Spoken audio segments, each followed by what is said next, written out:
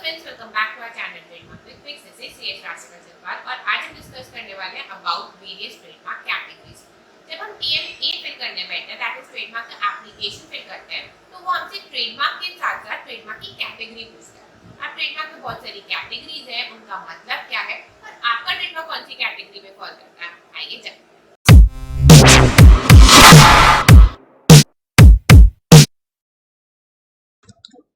Trademark की category समझने से पहले आपको अपने मार्क को ट्रेडमार्क क्यों करवाना चाहिए वो समझते हैं।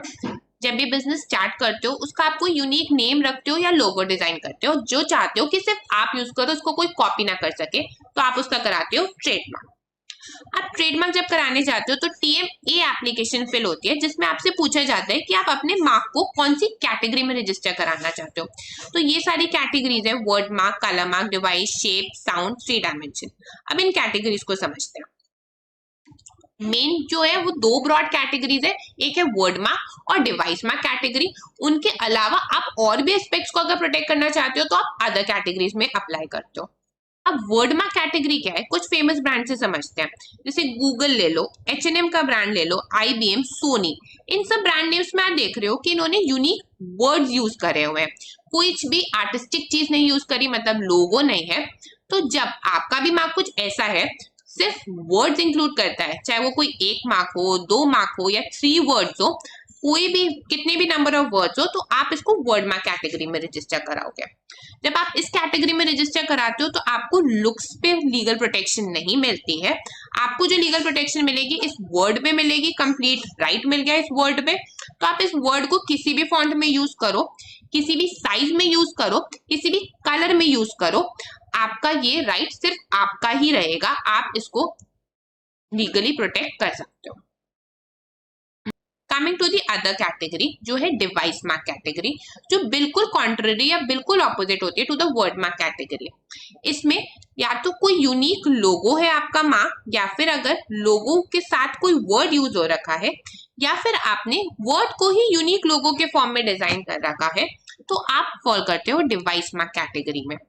ये जस्ट जो ऑपोजिट इसलिए है क्योंकि वर्ड मार्क कैटेगरी में हमें लुक्स की लीगल प्रोटेक्शन नहीं मिलती, डिवाइस मार्क कैटेगरी में हमने जो यूनिक आर्टिस्टिक डिजाइन करा है इसके लुक्स की लीगल प्रोटेक्शन मिलती है, उस पे हमें राइट मिलता है।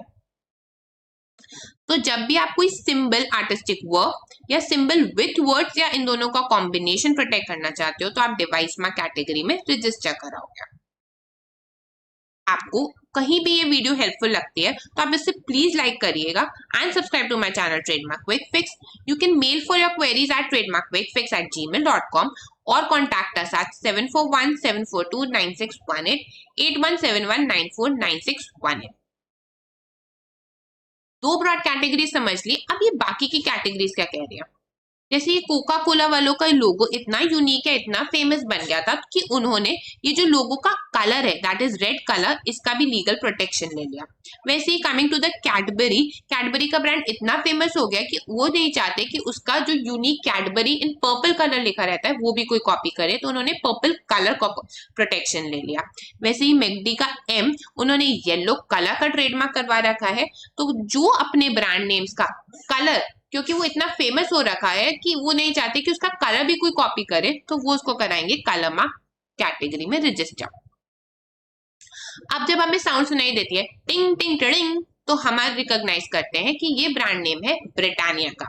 तो ब्रिटानिया वाले नहीं चाहते थे कि ये जो इनकी इतनी यूनिक साउंड है जो इनके ब्रांड को रिकॉग्नाइज करती है वो कोई कॉपी कर ले, तो उन्होंने उन्हें रजिस्टर करा लिया साउंड मार्क कैटेगरी में।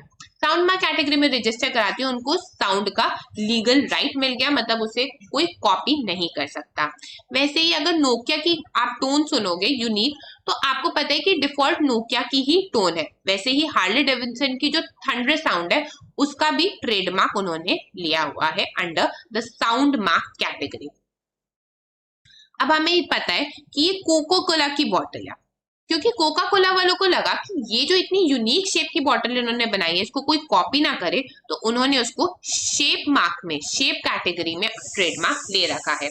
Coming to this unique shape, ये यूनिक शेप जिपो लाइटर वालों को रखा कि ये सिर्फ इन्हीं की है, इसका कोई कॉपी ना करे, तो इसलिए उन्होंने अगेन इसको शेप मार्क कैटेगरी में कॉपी रजिस्टर करवा दिया। कमिंग टू 3D ट्रेडमार्क, जब आपने अपने ट्रेडमार्क में कुछ यूनिक डिजाइन भी रखा है, साथ में कोई यूनिक शेप भी है तो आप उसे रजिस्टर कराते हो 3D कैटेगरी में। जैसे किटकैट वालों की ये जो यूनिक शेप एंड डिजाइन है वो नहीं चाहते थे इसका कॉपी हो, या फिर टॉबलरॉन वाले चॉकलेट्स वाले नहीं चाहते थे कि उनका ये जो 3D फिगर है इसको कोई कॉपी करे, तो उन्होंने 3D ट्रेडमार्क ले रखा है।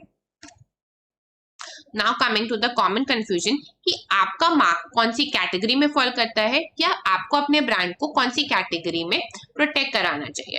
तो answer is it totally depends किस पे, कि आपका बजट कितना है, आपका मार्क कैसा है, केस टू केस वेरी करता है। आइडियली अगर हम बोले तो हम ये मान के चल सकते हैं कि अगर हमारा जो ब्रांड है वो ब्रेकेबल है इनटू सेपरेट एलिमेंट्स, उसमें एक से ज्यादा एलिमेंट यूज है, तो हम उसके लिए सेपरेट 1 या 2 या 3 अलग अलग कैटेगरी में लीगल प्रोटेक्शन लेंगे।